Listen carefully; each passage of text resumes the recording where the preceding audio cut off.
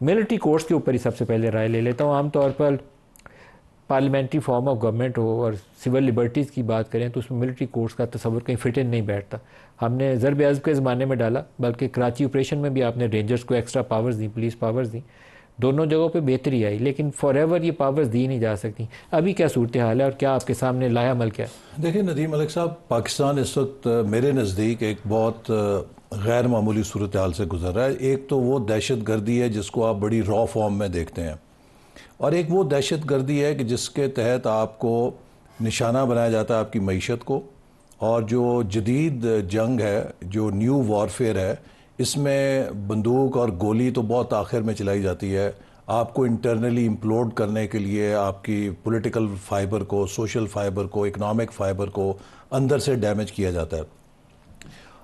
जब Soviet union का collapse हुआ तो उसके ख़िलाफ़ कोई जंग नहीं लड़ी गई। Pakistan is a nuclear country. Nuclear country को आप मैदान जंग में शिकस्त नहीं दे सकते चूँकि उसके पास एक तुर्ब का पत्ता होता है।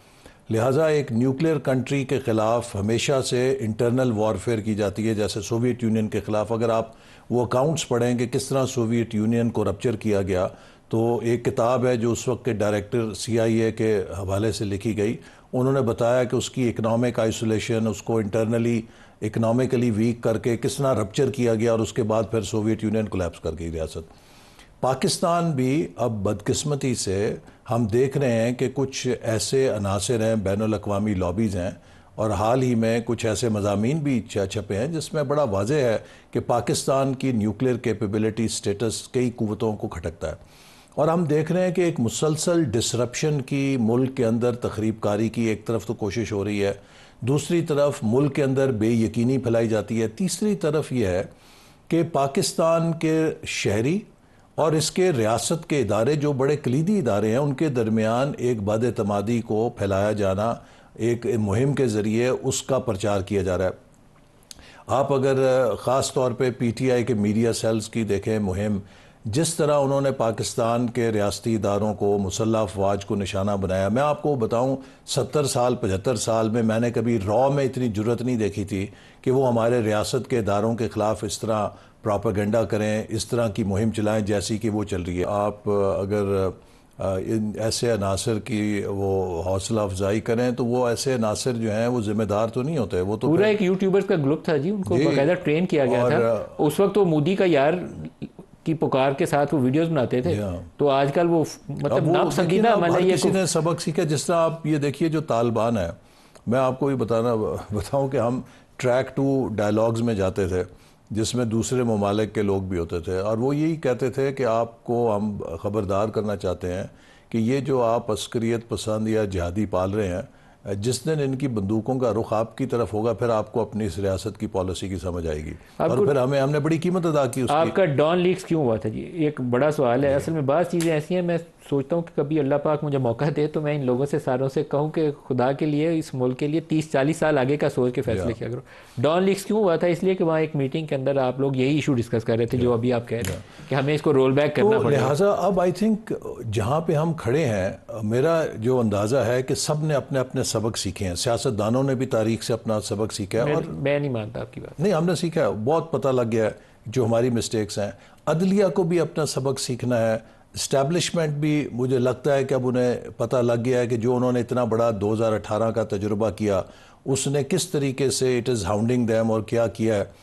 अब ज़रूरत इस बात की है, देखिए आज हम एक तवक्को कर रहे हैं इंशाल्लाह ताला IMF का प्रोग्राम थ्रू हो जाएगा इंशाल्लाह। पाकिस्तान एक बड़ी मेहनत के साथ पिछले 2 सालों में, अप्रैल 2022 में नदीम साहब आप जानते हैं we were at the brink of default, और अगर खुदा ना खास्ता डिफ़ॉल्ट हो जाता तो हमारी जो बेल आउट पैकेज होना था उसमें सबसे पहले शर्त ये लिखी जानी थी कि आपके पास हमें तो पैसे देने के लिए है नहीं, तो ये जो आप पटाखे चलाते हैं, ये जो आप और तजुर्बे करते हैं, ये क्यों करते हैं? नहीं, मैं आपको आखिर में तो सवाल यह है कि वहाँ से पिछले 2 सालों में मुसलसल 16 महीने हमने सख्त फैसले किए, फिर केयर टेकर गवर्नमेंट में जर्नी जारी रहा। अब आप देखिए कि इशारिये अल्हम्दुलिल्लाह पाकिस्तान के बेहतर हो रहे हैं, इन्फ्लेशन डाउन। कोर्ट्स में क्या आप नहीं, मैं आता हूँ आपकी 9 मई के मुकदमात भी डालना चाहते हैं? मैं आपको एक मिनट आता हूँ। आपके इस वक्त पाकिस्तान की जो सिमत है इशारिया आपके तमाम मुस्बत हो रहे हैं, इन्फ्लेशन नीचे आ रही है, रेटिंग्स आपकी बेहतर हो रही हैं, स्टॉक मार्केट आपकी हदें तोड़ रही है, पॉजिटिव साइड पे जा रही है, IMF का पैकेज हो रहा है, कॉन्फिडेंस रिस्टोर हो रहा है, पाकिस्तान के दोस्त ममालिक दोबारा पाकिस्तान से जुड़ चुके हैं। इस वक्त पाकिस्तान को 5 साल की स्टेबिलिटी चाहिए। मेरे नज़दीक जो भी पाकिस्तान की इस स्टेबिलिटी के साथ खेलेगा वो पाकिस्तान का मुआशी दहशतगर्द है और उसके साथ सख्ती से निपटना चाहिए। रियासत के अंदर जो सबसे बड़ी चीज़ है वो ये है कि अगर हम स्टेबिलिटी और ऑर्डर मेंटेन नहीं करेंगे, हम उस स्टेज पे नहीं है कि हमारे पास ये अयाशी है कि हम जनाब यहाँ पे हर किस्म को इनारकी फैलाने दें और इतना कुशन है कि इंतज़ार करें। खुदा ना खास्ता हम यहाँ से स्लिप किए। आप वही कह रहे हैं, जो PTI की गवर्नमेंट आई थी तो उस वक्त हमें जो भाषण सुनाए जाते थे कि 6 माह के लिए पॉजिटिव रिपोर्टिंग नहीं, पॉजिटिव रिपोर्टिंग तो पॉजिटिव रिपोर्टिंग हो, मैन्यूफैक्चर करके अगर आप न्यूज रिपोर्ट करें पॉजिटिव तो वो रियलिटी से दूर होती है और वो देर पा नहीं हो सकती, वो क्लैप्स कर जाती है। और की उसने क्लैप जो मसाइल हैं, you have to create a situation जहां ये पॉजिटिविटी रिफ्लेक्ट हो जाए। तो आप मुझे बताइए, क्या ये हुकूमत का कोई मिनिस्ट्री ऑफ इंफॉर्मेशन का खबरनामा है या कोई हमारा मिनिस्ट्री ऑफ प्लानिंग की रेटिंग निकलती है जिसमें हम अपग्रेड हुए हैं? ये तो बैनुल-अक़वामी इदारे हैं ना जिन्होंने हमें डाउनग्रेड किया था।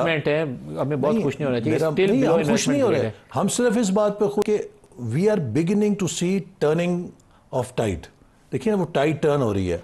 इसी तरह जो इन्फ्लेशन है वो जो 35-40% पे चली गई थी, अगर सिंगल डिजिट पे आ गई तो ये एक बेहतरी की अलामत है ना। आप ही के दौर में PDM लेके गई थी। मेरा सवाल वो क्यों लेकर गई थी? वो क्यों लेकर गई थी? नहीं, आपने एक जुमला फेंका, मुझे जवाब दे लेने देना। देखिए, वो 40% पे क्यों गई?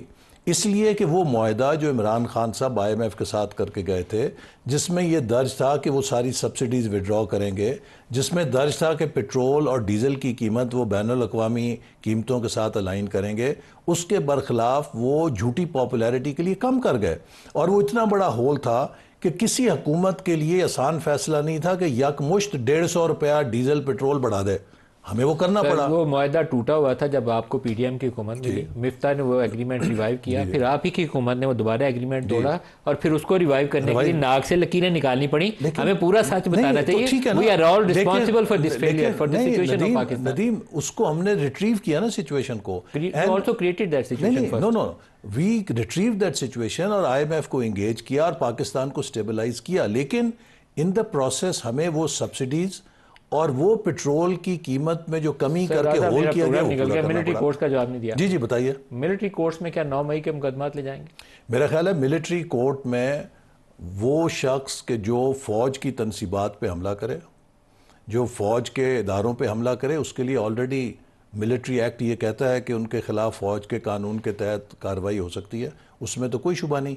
लेकिन मिलिट्री कोर्ट्स में कोई सिविल जो जुर्म है या सियासी जुर्म है जो आउटसाइड जुरिस्डिक्शन ऑफ कैंटोनमेंट्स है, वो तो ले जाने का सवाल ही नहीं पैदा होता। लेकिन आपने जो उसकी आर्टिकल 8 के अंदर अमेंडमेंट डाली हुई है वो बड़ी ब्रॉड बेस्ड है। आप उसके अंदर मिलिट्री पर्सनल के ऊपर भी कोई इशू आए तो उसका भी मुकदमा उसमें डालते हैं।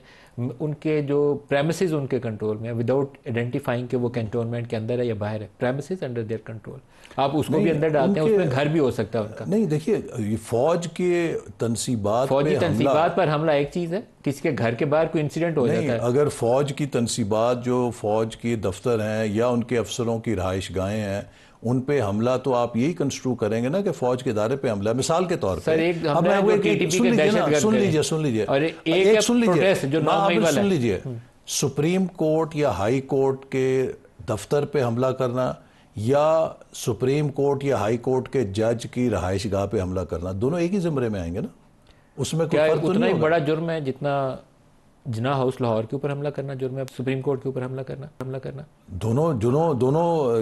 दोनों का जन्म का अपनी अपनी उसी तरह की नौयत है कि नहीं होना चाहिए। पार्टी रिस्पॉन्सिबल थी सुप्रीम कोर्ट स्टॉर्मिंग। उस वक्त जो स्टॉर्मिंग हुई, सुप्रीम कोर्ट ने खुद उसका जायजा लिया, फैसला किया, लोगों को नाहल किया, लोगों के खिलाफ कार्रवाई हुई। वो तो आई वॉच था। नहीं, आई वॉच अभी जो आपके प्राइम मिनिस्टर हैं, प्राइमरीली पूरी दुनिया जानती है पंजाब हाउस से कैसे बंदे आए थे। नहीं, देखिए, उस वक्त सुप्रीम कोर्ट ने अज खुद नोटिस लिया उस वाक़े का, और आपको पता है कि वो supreme court was not in very friendly court में कौन जाएगा? अगर सुप्रीम कोर्ट पे हमला हुआ, सुप्रीम कोर्ट ने नोटिस लिया, उसके खिलाफ सजाएं दी गई। आप मुझे बताइए कि फौज के ऊपर, कोर कमांडर हाउस के ऊपर, चौनियों के ऊपर, जीएच के ऊपर हमला हो, और अगर आपका मौजूदा कानून उस पर, बरतानिया में बाजारों और दुकानों को जलाया जाए 24 घंटे में सजा हो जाती है, यहां पे हर बंदा जमानत लेके बाहर हो जाता है।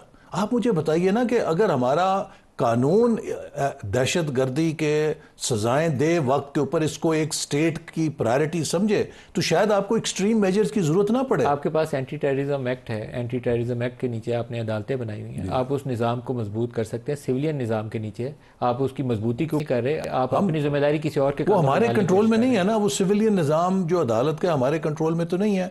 देखिए इस वक्त सूरत हाल क्या है, आपके कंट्रोल मैं आपको नदीम मलिक साहब जी, देखिए नदीम मलिक साहब, मैं आपसे अर्ज करूँ ना, हमें इस वक्त जिस सूरत हाल का सामना है, मैंने इमरान खान साहब का मुकदमा भुगता, हमारी सारी क़यादत ने भुगता।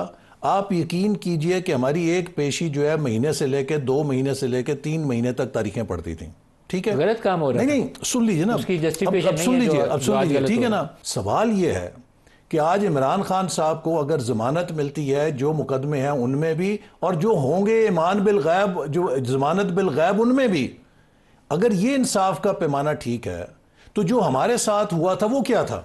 और अगर जो कुछ हमारे साथ हुआ था वो ठीक था अदालत की तरफ से, तो आज इमरान खान साहब के साथ इम्तियाजी सलूक क्यों हो रहा है? देखिए ये दो पैमाने नहीं चल सकते। इफ्तिखार चौधरी की जो सुप्रीम कोर्ट थी, जो इमरान खान और पीटीआई को इंसाफ मिल रहा है, ये इंसाफ है, तो अदलिया का फर्ज है कि हमसे माफी मांगे कि हमसे क्यों ज्यादती की। इफ्तिखार चौधरी की जो सुप्रीम कोर्ट थी, जो कुछ भुगत रहे थे वो ठीक था, तो फिर आज ये इम्तियाजी सलूक किस बुनियाद पे हो रहा है? सर, इफ्तिखार चौधरी की सुप्रीम कोर्ट नून लीग से मिलकर पीपल्स पार्टी को तोड़ रही थी। साकिब निसार पीटीआई और इस्टेब्लिशमेंट से मिलकर, इफ्तिखार चौधरी पीपल्स पार्टी को तोड़ रहा था, और साकिब निसार और बंदयाल साहब बाज़ औक़ात इस्टेब्लिशमेंट से मिलकर साकिब निसार साहब के ऊपर ये इल्ज़ाम है, और बाज़ औक़ात सियासी नौयत पे जो आपका इल्ज़ाम है कि बंदयाल साहब की लीनिंग थी, वो नून लीग को रगड़ा लगा रहे थे। आप देखिए, ये तो अदालत ना हुई। तो देखिए, ये तो अदालत नहीं। आप मुझे बताइए, इसीलिए लेकिन अगर कोई जज खड़ा होता है तो आप कहते हैं कि ये खड़ा क्यों हो गया, इसने हुकूमत को क्यों ललकार दिया? इसीलिए जो पॉइंट ऑफ व्यू है कि कॉन्स्टिट्यूशनल कोर्ट होनी चाहिए, वो उसकी यही बुनियाद आती है कि भुट्टो जैसे फैसले और नवाज शरीफ साहब जैसी नाअहली के फैसले ना हो सके। भुट्टो का फैसला और नवाज शरीफ की नाअहली का फैसला करवाने के पीछे ताकत कौन थी? किसने इन्फ्लुएंस किया था उस जजमेंट? अदालत ने किया। अदालत को इन्फ्लुएंस किसने किया था? भुट्टो के केस में किसने किया था? जो आप मुझे बताइए, क्या जनरल ज़िया उस वक्त कोई आर्म ट्विस्टिंग नहीं कर रहे थे? क्या ये फैक्ट्स नोन नहीं है हमें? भाई उस वक्त ऐसे जज भी थे जिन्होंने ओथ नहीं लिया। क्या उस वक्त वो जज नहीं थे जिन्होंने बताया कि जज भी इंसान होते हैं, उन्होंने नौकरी भी करनी होती है? नहीं, तो ऐसे भी जज थे, ऐसे भी जज थे जो नौकरी छोड़ के चले गए थे, लेकिन वो जज थे ना जिन्होंने सजाएं दी, उनको खा गया। वो जज थे ना जिन्होंने सजाएं दी। मुझे आप ये बताएं कि जिन्होंने हल्फ नहीं लिया था या जिन्होंने इख्तलाफ किया था, जस्टिस दुराब पटेल थे खालबन जिन्होंने इख्तलाफ किया, क्या उनको कोई खा गया था? जस्टिस वजीर हसन के वालिद भी थे। असल में मसला यह है कि नवाज शरीफ की भी जो पनामा के अंदर अकामा वाला फैसला निकला था, वो फिक्स्ड जजमेंट थी, वो आज़ाद फैसला नहीं था, उसके अंदर उसकी इस्टेब्लिशमेंट का रोल था। इसी तरीके से जो जहांगीर तरीन का और इमरान खान का केस जब चला था, वो फॉरेन प्रॉपर्टी, अगर साकिब उसके अंदर भी फिक्स्ड मैच था। नहीं, मुझे आप बताएं, अब उसके अंदर एक फरीक को तो आप कहते हैं ये जज ने ये कर दिया, लेकिन दूसरे फरीक को आप कह नहीं, जिसने किया बुरा किया, लेकिन जिम्मेदारी किसकी, फैसले किसने किए ना? सब किया भाई। चीफ जस्टिस थे, जो जज बैठे कर रहे थे, आप पे प्रेशर है, आप छोड़ दें। शौकत सिद्दीकी से क्या हुआ?